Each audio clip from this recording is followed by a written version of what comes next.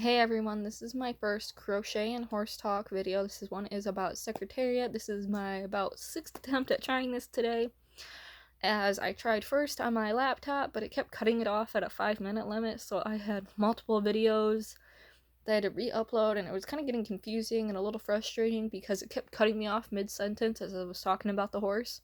So I'm doing this on my phone now, which I'm hoping will go a little bit better. I'm going to apologize in advance. I might pause, look down at my crochet hook. I'm making a draft horse fly bonnet for my boutique, and then I may occasionally pause and look at the computer and try to find my place again, or try to gather my thoughts. And I'm not the best at reading out loud, so I'm going to have to figure out a better way to do this in the future, especially because I noticed that I made a couple of different spelling errors when I was doing the other videos, so I'm hoping that the next video that I make, when I type up the couple pages about the horse, that I do it in a better way than I did this one. So I'm going to first start off talking about Secretariat, and then I'm going to end the video on a good note, hopefully, and hopefully it doesn't keep cutting me off this time. And I'm going to crochet while I'm doing all of this.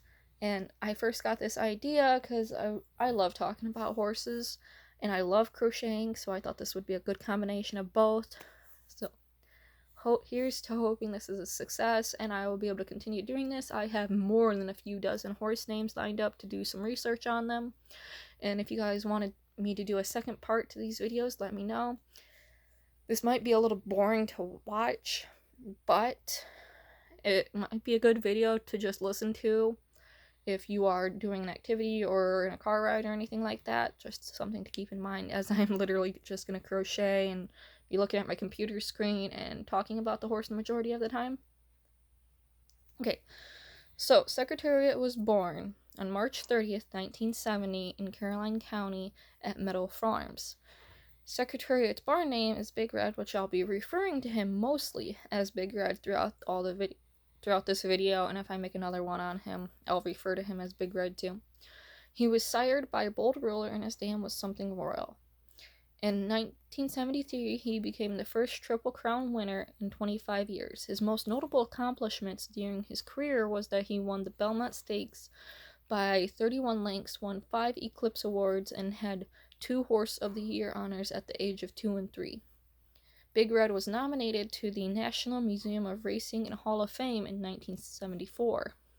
And I apologize in advance once we get to the names of certain farms and certain people. I'm horrible at pronouncing names, especially if I'm reading them and someone's not pronouncing them to me. So if I mispronounce something, I do apologize about that. So at the age of 2, Big Red finished 4th in his 1972 debut in a maiden race, but he then proceeded to win 7 of his remaining 8 starts. This included 5 stake victories. Big Red's time at the Kentucky Derby still stands as the Churchill track record for 1.25 miles, and his time at the Belmont Stakes still stands as the American record for 1.5 miles on dirt. His Gotham Stakes record tied the track record for 1 mile. At the beginning of his 3-year-old year, he got breeding shares for $6 million, which is equivalent to $35 million in 2019. His most notable offspring came from his daughter's offspring, so pretty much his grand offspring, if that makes sense. He then became the leading broodmare sire in North America in 1992.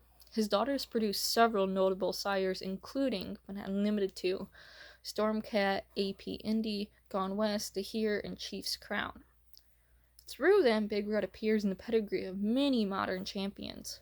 Secretariat passed away on October 4th, 1989 due to laminitis at the age of 19. Laminitis is also known as founder to some people. So I'm going to go down and talk a little bit about his background now. So Secretariat, or known as Big Red, was bred by Christopher Chenry's Meadow Stud, but at the breeding was arranged by Penny Chenry. His dam Something Royal was a daughter of Prince Quillo. Bold Ruler, his sire, was the leading sire in North America from 1963 to 1969 and again in 1973. Bold Ruler was owned by the Phipps family. He possessed both speed and stamina, which is, I'm told and have read, is incredibly rare with horses, especially in the racing industry. Bold Ruler won the Preakness Stakes Horse of the Year honors in 1957 and American Champion Sprint Horse honors in 1958. Bold Ruler was retired to stud at Claiborne Farm, but the Phipps owned most of the mares to which Bold Ruler was bred, and a few of his offspring were sold at public auction. So, Bold Ruler's breeding shares were a little bit different. The Phipps family sometimes negotiated a full sharing agreement with other mare owners. They would do a coin toss, 2 mares or 1 mare over 2 years. The coin toss would determine who would get which foal. Chenry sent 2 mares to be bred to Bold Ruler in 1968, Hasty Matilda and Something Royal. She then sent Cecilda and Something Royal in 1969. The agreement stated that the winner of the coin toss would get first pick of the foals due in 1970. The spring of 1969, a colt and filly were produced. In 1969, Cecilda did not conceive, thus leaving only 1 foal due in the spring of 1970. So therefore, the winner of the coin toss would only get 1 foal, the first pick from 1969, and the loser would get the pick from 1969 and the only foal from 1970. It was later said that both owners wished to have lost the coin toss. The coin toss was held in the fall of 1969 in the office of New York Racing Association Chairman Alfred G. Vanderbilt 11, with Arthur Bull Hancock of Claiborne Farms as witness. Ogden Phipps won the coin toss and took the 1969 weanling filly out of Something Royal.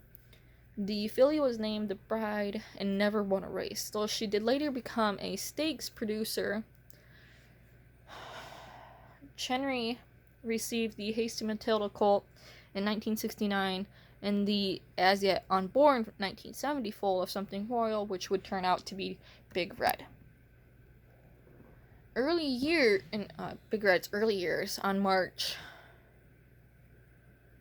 30th, sorry, I'm looking down at the thing to make sure I'm counting my stitches right. At 12:10 a.m., Something Royal foaled a bright red chestnut colt. The foal stood when he was 45 minutes old and nursed 30 minutes later. That fall, they had to submit several names for Big Red through the Jockey Association before they could finally accept Secretariat. Before they finally accepted Secretariat, as the Jockey Association, I'm told, and through our research, is a little picky about the horse names. In his racing career, he had raced in the Meadow Farms blue and white checkered colors. He never raced in track bandages, but did wear a blinker hood. Big Red had a tendency to run in towards the rail without a blinker hood. In January 1972, he joined Lucian Lauren's winter stable at, I'm so going to pronounce this wrong, Hailey. He had a rough start and needed time before he would officially race. Then he had a blinker hood put on and he ran the fastest workout of the day. Which is interesting if you think about it. Okay, so his racing colors were blue, white blocks, white stripes on sleeves, and blue cap. A few of his major wins was the Triple Crown race wins, the Kentucky Derby in 1973, the Preakness in 1973, the Belmont Stakes in 1973. Some of his stake wins were the Sanford Stakes, 1972, Hopeful Stakes in 1972, the Fertility Stakes in 1972, the Laurel Fertility in 1972, the Garden State Fertility in 1972, Bayshore Stakes in 1973, Gotham Stakes in 1973, the Arlington Invitational, sorry about that, in 1973, the Marlborough Cup in 1973, the Man o' War Stakes in 1973, and the Canadian International in 1973. He had quite the winning record, as you can tell. He did have quite a number of rewards as well, which was the 9th U.S. Triple Crown champion in 1973. He was the American champion 2-year-old colt in 1972, and the American champion 3-year-old male horse in 1973. He also won the American champion male turf horse in 1973. He won the American Horse of the Year in 1972 and 1973. He was also the leading broodmare sire in North America in 1992. Sorry about that. His honors were the U.S. Racing Hall of Fame in 1974, and then he won the Kentucky Athletic Hall of Fame in 2007, the Canadian Horse Racing Hall of Fame in 2013, and he got a postage stamp in 1999. And he won number 2 top 100 U.S. racehorses of the 20th century. His earnings ended up being $1,316,808. I'm not sure how much that would average now, though, because that was back then. I say that as if it was like a long time ago. But I really hope this answers a few questions. I know this video is a little rocky, especially because I'm not used to reading out loud, and I'm not used to crocheting and reading out loud at the same time, so hopefully my next video will be a little bit better, and hopefully you guys enjoyed this and can laugh at my mistakes as I have laughed at them.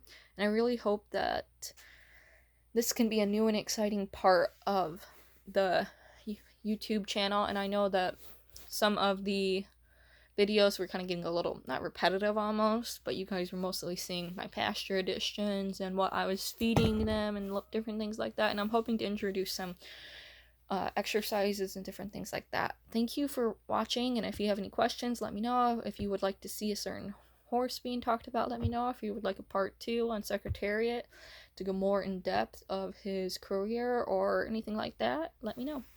Thank you for watching and subscribing and liking. I really appreciate it.